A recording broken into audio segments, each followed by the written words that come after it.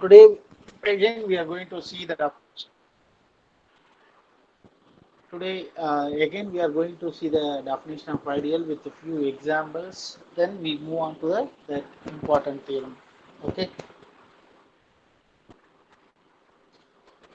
So what do you mean by ideal? Ideal is nothing but we have a ring.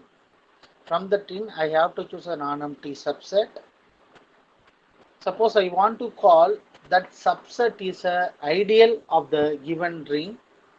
The two condition we have to verify. If we choose two elements from the subset, then A minus B, that is a subgroup under addition. The condition number one represents subgroup under addition, because already we see the definition, we have seen the important theorem. H is subgroup if and only if A star B inverse belongs to H.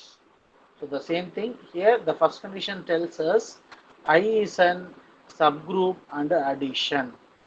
The second one, if you pick any element in I, then um, if you pick another element from your ring, the product also in the subset, then only we can say that there is an ideal. So the definition is a non-zero empty subset I of a ring is called an ideal of R if for all I A comma B belongs to I, for every R belongs to R, we have A minus B belongs to I, A belongs to I. Suppose I want to show a subset of a ring is an ideal, means from that subset I have to choose two elements, then I have to show that A minus B, that is A minus B belongs to I, that is first condition. This is nothing but subgroup of I is an subgroup for the ring R. Then AR comma RA, that is if we pick a one element from I, that is your subset, another element from your ring, the product should belongs to the subset. These two conditions satisfied, then we can say that that is ideal of a ring. This is one important key point. An ideal is in subring, but converse need not be true. So every ideal is in subring, but every subring need not be an ideal. The one of the beautiful example is z comma plus comma dot is a subring of q comma plus comma dot, but is not an ideal. So z comma plus comma dot is a subring of q comma plus comma dot, but not a ideal, because if we pick an element in z, if we pick an element in q, say I can pick an element from z, say 3, I can pick an element say 1 by 5 from q, so just multiply 3 by 5, 3 by 5 does not belongs to q. Okay, so here if you choose any element from your a which is not equal to 2, okay, which is not equal to uh,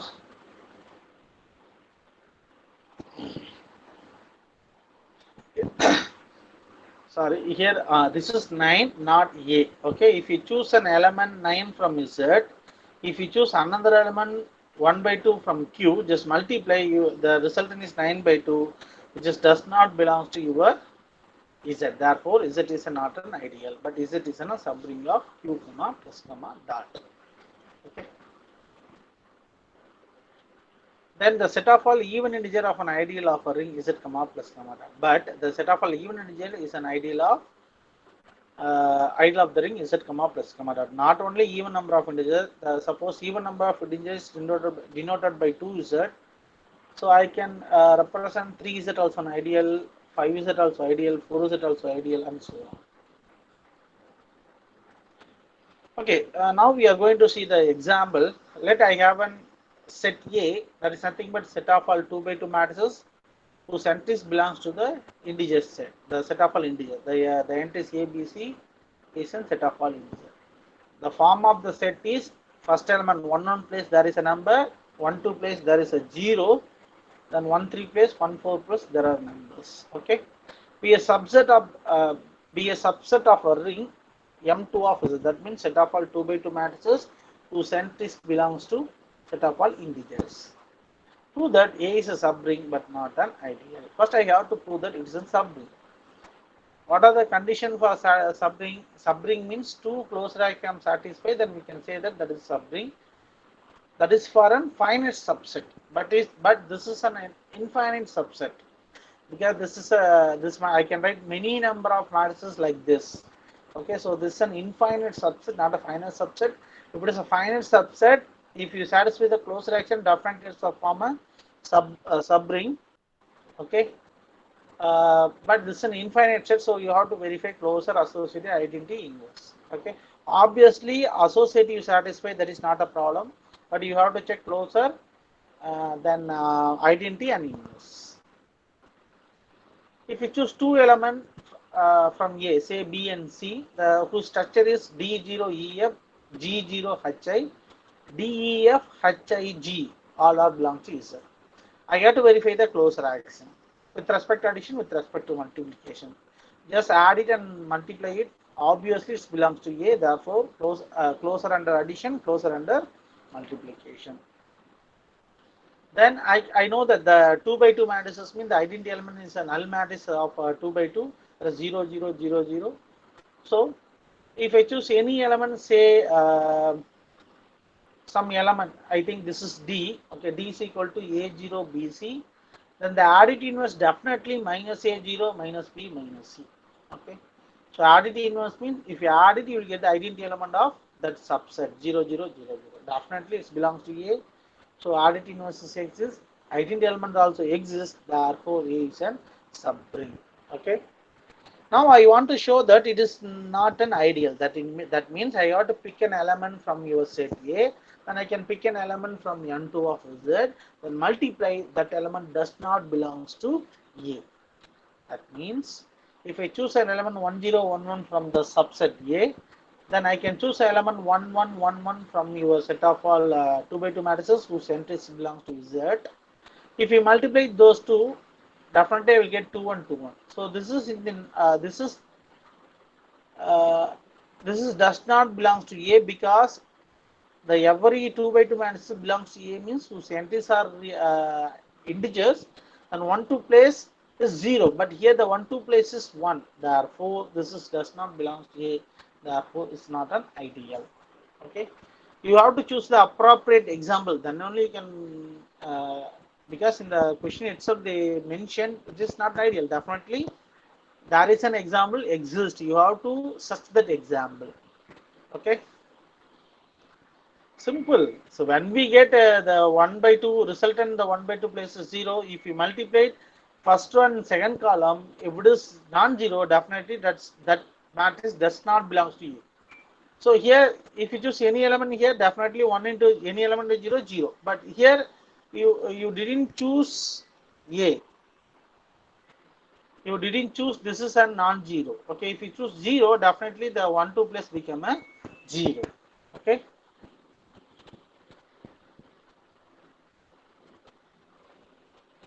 So I told that this is most wanted theorem. This is a most wanted theorem. Okay. This is a third theorem in unit 1. This is most wanted theorem. So only I give the attention symbol 4. Okay. There are 4 attention symbol. I am give like that. This is the most wanted important theorem. The theorem is Zn is a field if and only if n is in prime. Zn means where n is any number. With respect to, see, when we say field, first of all ring. Okay, under ring means what? Under addition it's an abelian group, under multiplication semi group, then uh, uh, distributive law satisfied. After that, under multiplication it's form a group for non-zero element. That means under multiplication identity element exists, under multiplication inverse exists, then we can say that that ring become a field. Okay. So obviously Zn means under addition we know that it's definitely some field. Sorry, addition, under addition definitely it's the form of group, but under multiplication Zn is not Zn comma dot n is not a group with some cases. If it is under multiplication modulo n, if it is form of group, definitely it's an field for every n, but not it possible. Zn comma addition modulo n definitely group with respect to addition modulo n, but Zn comma dot n, that is multiplication modulo n, which is not a group. Okay, so only for the field case we have a restriction. Zn is a field if and only use n is n prime. In the case of Zn comma dot n, where n is prime, definitely is form a group. Okay, so please keep in your mind, Zn means is a field if and only use n is n prime. See, how do you prove this theorem? By contradiction method only I am going to prove. Suppose you want to survive. Suppose you want to survive in the world. What do you have to do? At least you have to take a water. Suppose you didn't take a food means also if you take a water, you can survive. Okay, if you take a water, you can survive in the world. If you didn't take a water, at least water, definitely you cannot survive in the world. That means if you didn't take the water, you cannot survive. If I show like this, I assume that you didn't take the water, then I prove that you cannot survive in the world. This is equivalent to proving if you take a water, you will survive in the world. Okay, so I didn't prove that if you take a water, you can survive in the world. Instead of that, I'm going to prove if you didn't take the water, you cannot survive. Okay, like that I'm going to prove. So that means if n is a field, Zn is a field, if and only n is a prime. That means what I am trying to prove is if n is not a prime, Zn is not a field. This is I am trying to prove like this. I assume that n is not a prime, then I show that Zn is not a field. If we show like this, then it's understood that if n is prime, then Zn is a field. Did you understand what I said? Okay. So first part is that I am assume Zn is a field. Okay, I am going to prove n is a not a prime. Okay, n is not a prime. Sorry, I am going to prove n is a prime. First I assume that Zn is a field, then I have to prove n is a prime.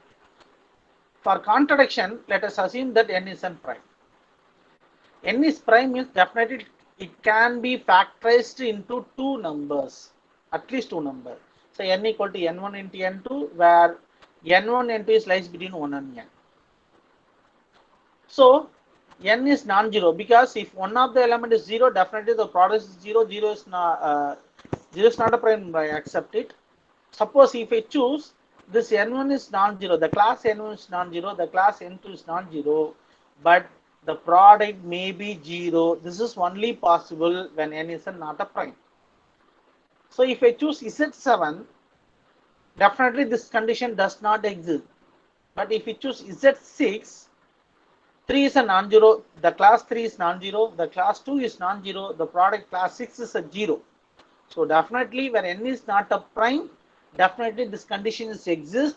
This condition exists to non-zero element, the product is 0, definitely that is not an integral domain. Integral domain means if you choose two non-zero, if you choose product of element is 0, then any one of the element at least non-zero. But here, if you choose two non-zero element, but the result is 0, definitely it's not an integral domain. If Zn is an integral, Zn is not an integral domain, we know that n is an finite number of elements. Zn has finite number of elements. By known theorem, finite integral domain become field.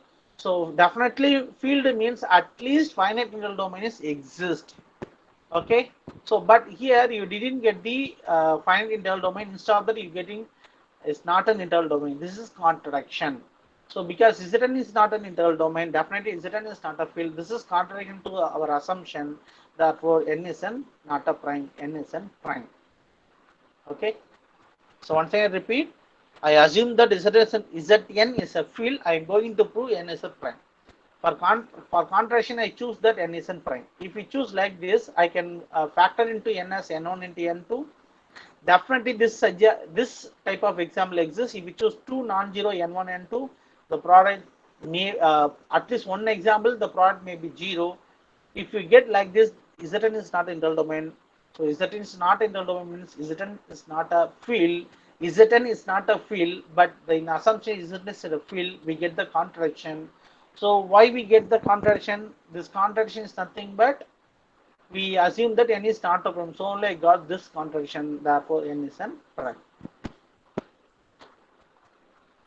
Conversely, if we choose that I assume n is n prime, I'm going to prove Zn is a field. Suppose I want to show that Zn is a field, means simply one line I can say that if you choose any element from Zn, there is an multiplicative inverse exists, then definitely Zn is a field. If you choose a non-zero element of, if zero non-zero element which is belongs to Zn, that element has a multiplicative inverse, then we can say that Zn is a field. So what I'm going to try to prove is choose an arbitrary element from Zn. Then I show that that element has an multiplicative inverse. Therefore, Zn is a field. Okay. So I choose an element A which is 0 less than A less than n. N is n prime. I assume that. So in between I choose an element.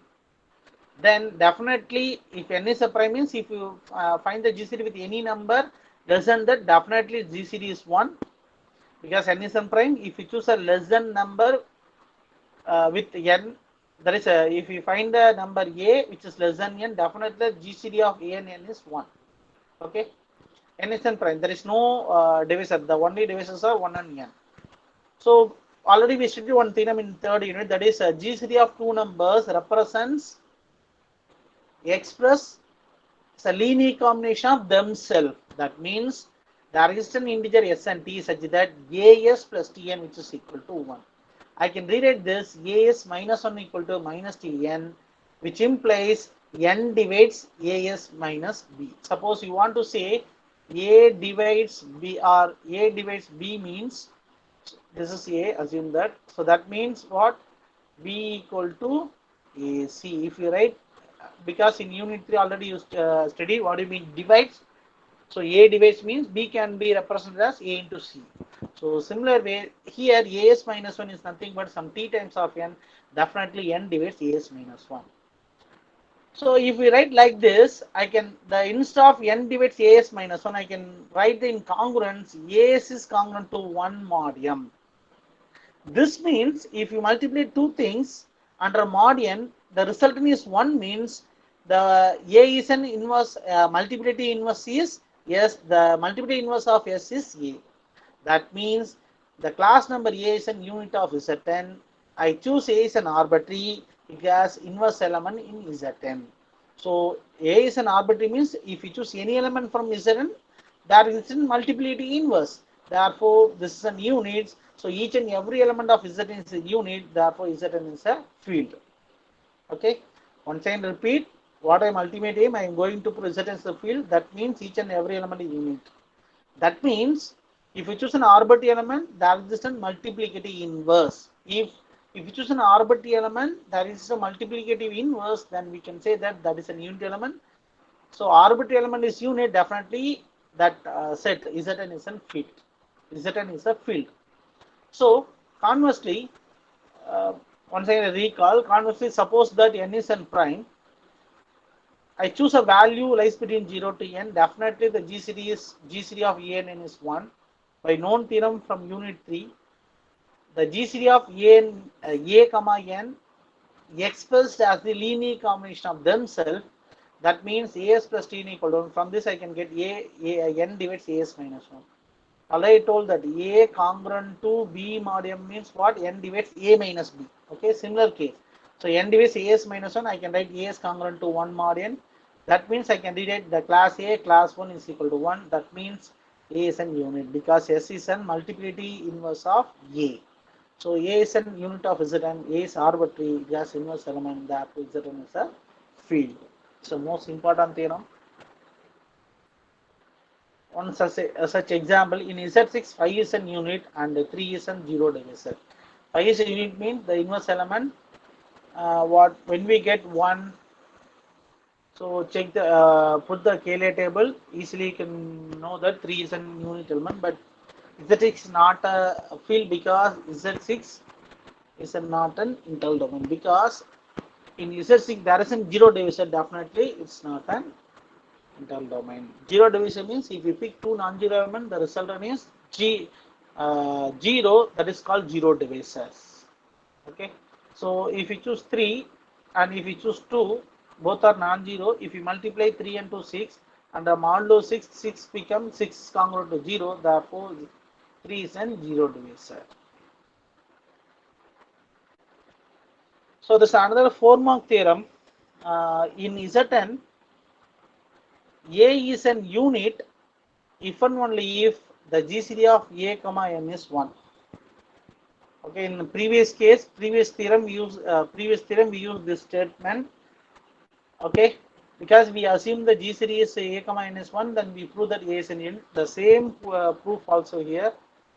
Let us assume that the GCD is 1. Then by known theorem in unit 3, the GCD can be expressed as linear combination of themselves. I can rewrite this as n divides as minus 1, which is nothing but as congruent to 1 mod n. This is mod n. Okay. Then definitely the inverse of the multiplicative inverse of a is nothing but that, therefore a is a unit. A similar proof what we seen in the last theorem. Conversely, if we assume a is an unit in Zn, that is the A inverse has some element S. The similar previous case, A into S equal to, so inverse of A is S means if you multiply those two, definitely will get 1. I can rewrite this A is congruent to 1 mod n. Reverse way I can write it, definitely I can show that the GCD of A comma n is 1. So the reverse way of this proof, is back to, otherwise you can put here this symbol. If you put this symbol, the theorem is over. Okay. Because I start with here, end with here. If you put like the symbol is like this, I can start with here, I end with here. So either you can use this symbol, otherwise you can prove the reverse order. What we proved, I start here, I prove this. Then the converse part is I start here and then I prove this. The reverse order I have to prove. Okay. So this is an 4-mark theorem only. Do you have any doubt in this? அப்படியே reverse எழுதுமா அவ்வளவுதான். Otherwise you have to put if and only if symbol. If you put like this, definitely this page is enough for this one page proof enough for this theorem. Okay.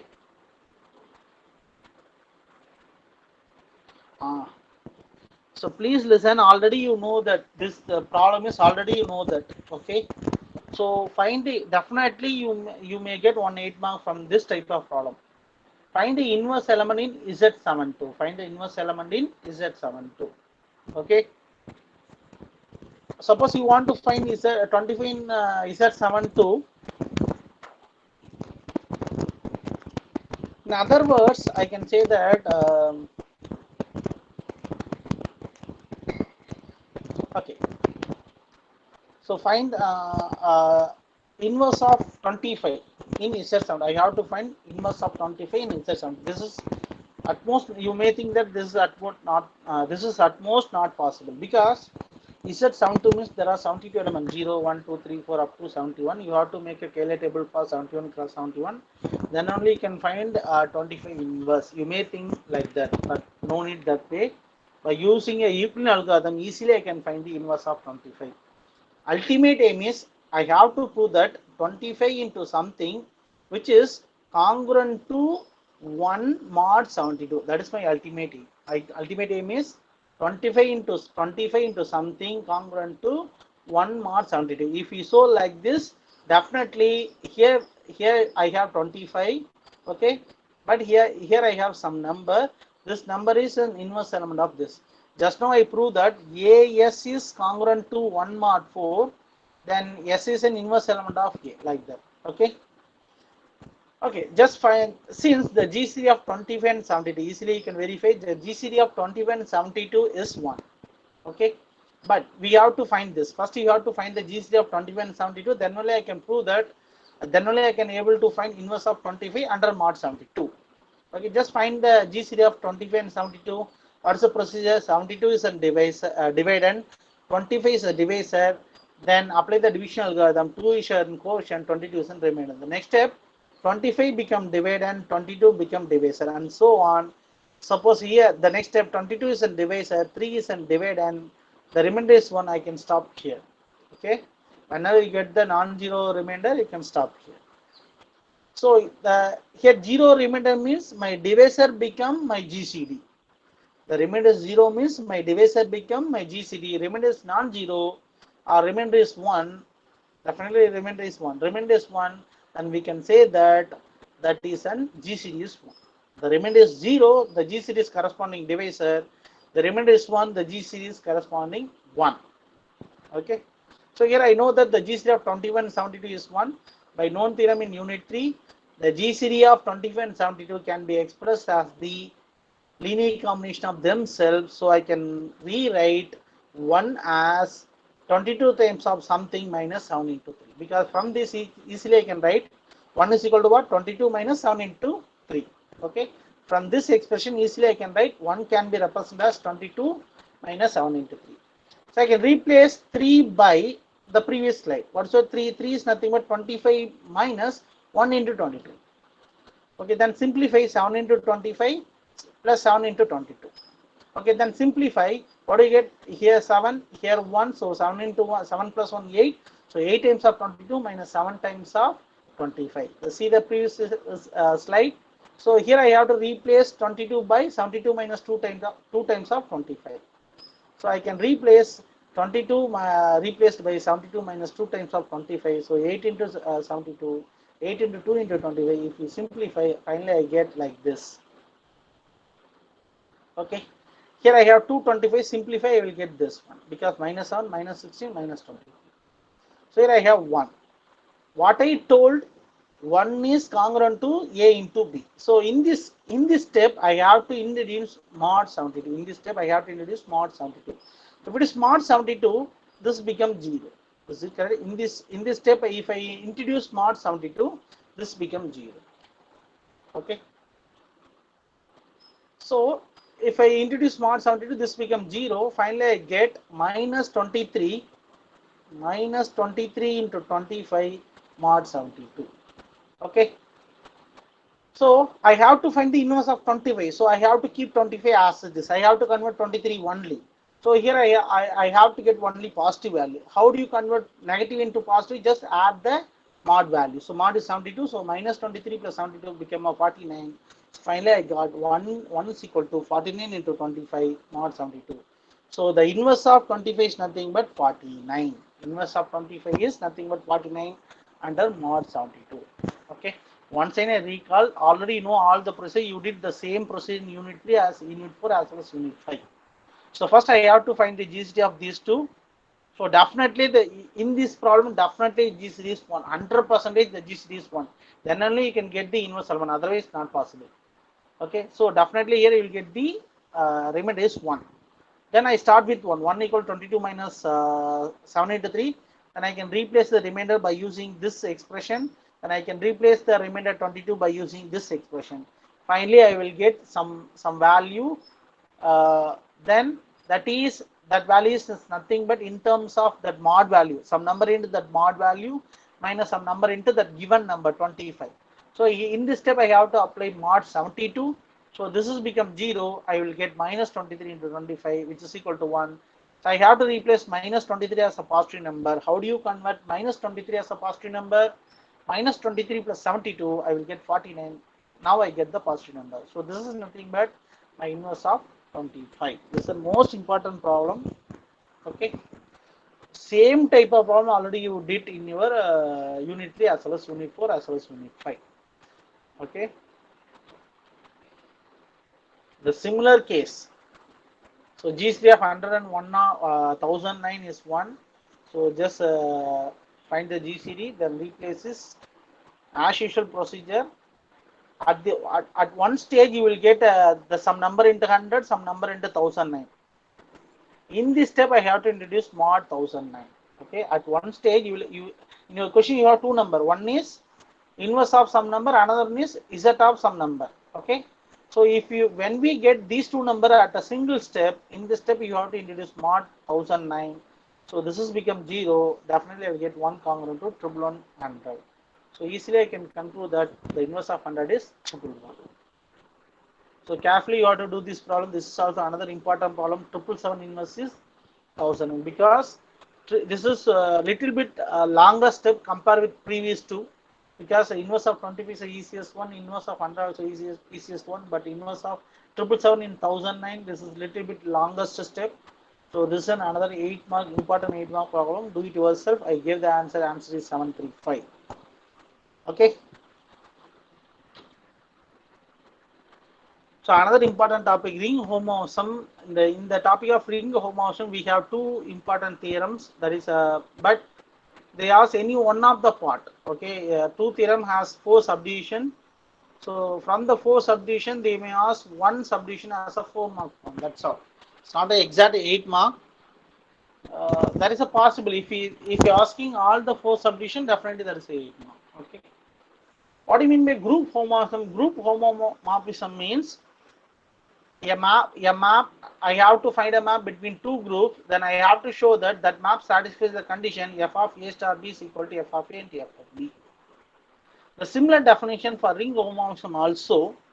Let r comma plus comma dot and s comma plus comma dot be two rings. The function f from r to s is called ring homomorphism if for all a b belongs to R such that a plus b is equal to f of a plus f of b, a dot b is equal to f of a dot f of b.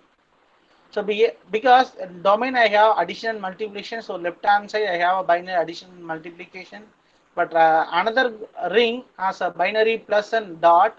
That means my right hand side has the binary plus and dot. Okay, if these two conditions satisfied, then we can say that that function is called ring homomorphism. Between two groups, there is a homomorphism exists, that is group homomorphism. Between two rings, there is a homomorphism exists, that is called ring homomorphism. Now we are going to see some example. If a f is onto, we say that S is an homomorphic image of R. S is an homomorphic image of R. Here I didn't mention one-to-one. If it is one-to-one exists, that is a ring isomorphism. If only onto exists, we can say that S is an homomorphic image of R. If it is one-to-one exists, then isomorphic image of R. That's all. So take two rings Z4 and Z8. Z4 and Z8 under addition modulo. Here addition modulo 4, multiplication modulo 4. Here addition modulo 8, multiplication modulo 8. Now I am going to define a some function, say f of a is equal to a square. Okay. If we choose two elements from Z4, then apply the function, that is f of a into b is equal to f of ab. By the function ab means a means a square, ab means ab square. I can rewrite this is class a class b whole square. I can replace this is class a square class b square. This is nothing but f of a f of b. So first condition satisfied.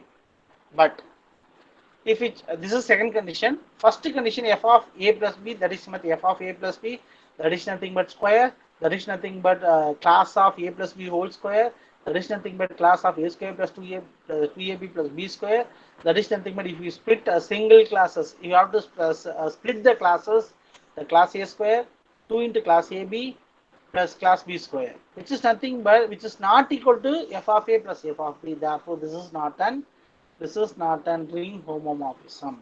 Okay.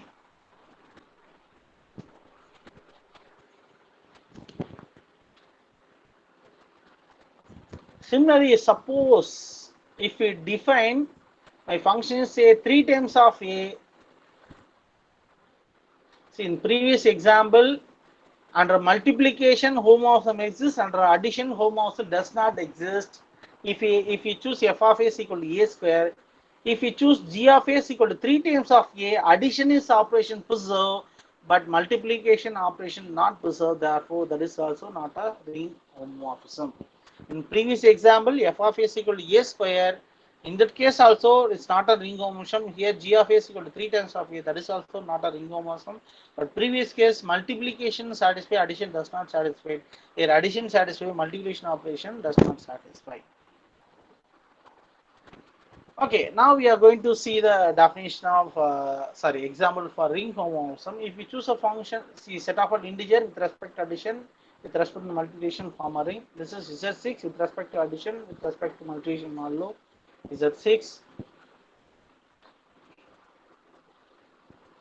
So now I can define f of a plus b. So this is f of a plus. I'm going to define f of x equal to single class x. F of x equal to class x. So a plus b I can split like this. Directly I can that is not a problem. Similarly, product also class AB I can split it into class A into class B. Finally I can get f of A into f of b. Therefore f is an homomorphism. Okay, there is no problem.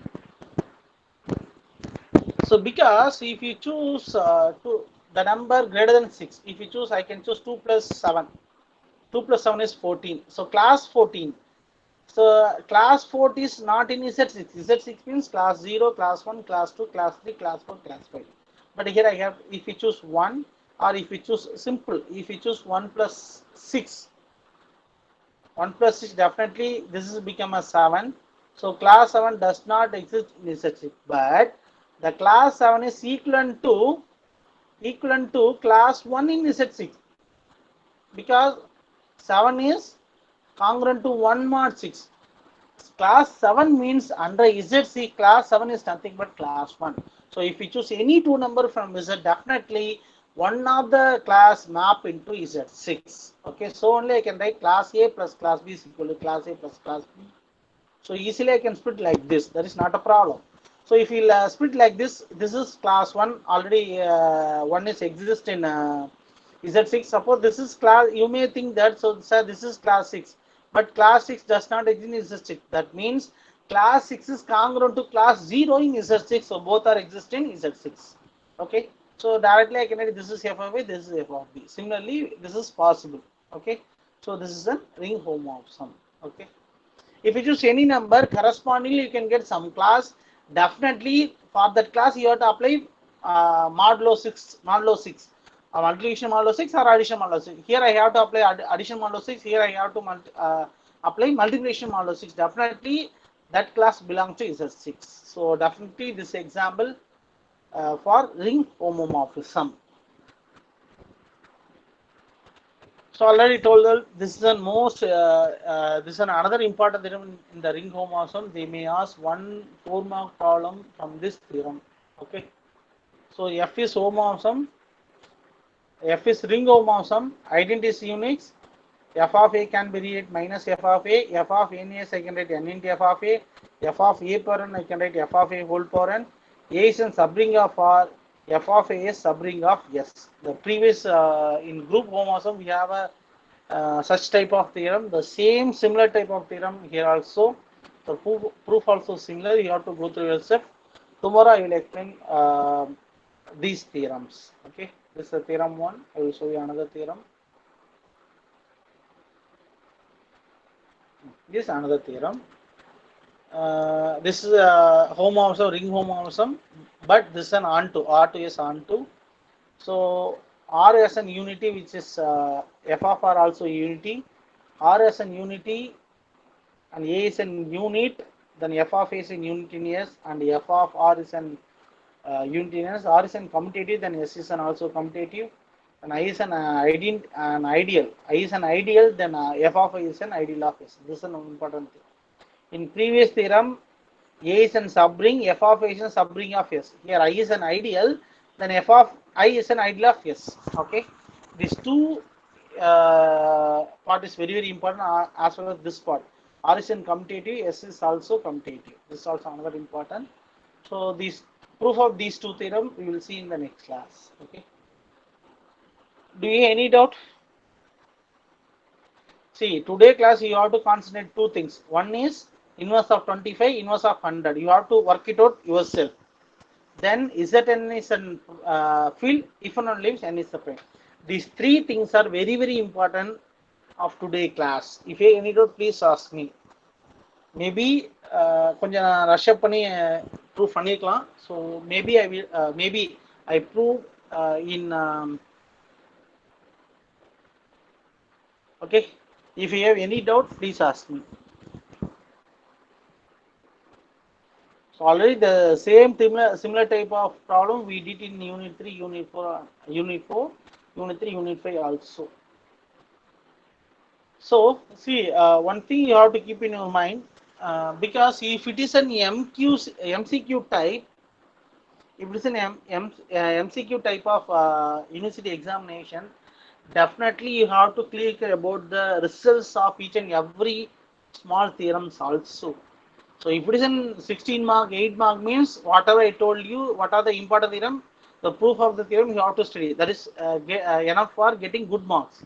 But if it is in MCQ type, you have to thorough, you have to remember all the results of unit, all the units, all the results of all the units. Then only you can get the good mark. Otherwise, if you study something or if you thorough our quiz questions, already each and every unit we have we conduct a quiz question. At least if you thorough those questions, definitely you will pass. That is not a problem. But if you want to get good marks in MCQ, you have to thorough all the statement of theorems, statement of lemma, statement of corollaries, notes, examples. That is the examples not prove the concept. That is, for example, it's a submarine, not an ideal. Okay, in that case, you have to give some example. Otherwise, you have to check the example whether it's a submarine, it's not an ideal, like that. Okay, you have to practice more problem, then only you can get the clear cut idea. So tomorrow onwards, I will complete the unit one. Okay. Please, I will. So wait, I will stop the record and I will speak with a few important things. So just I stop my record.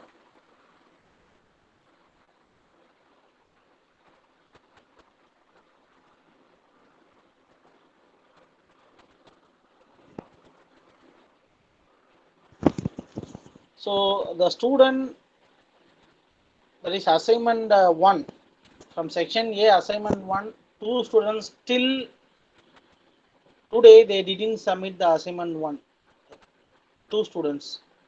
And similarly,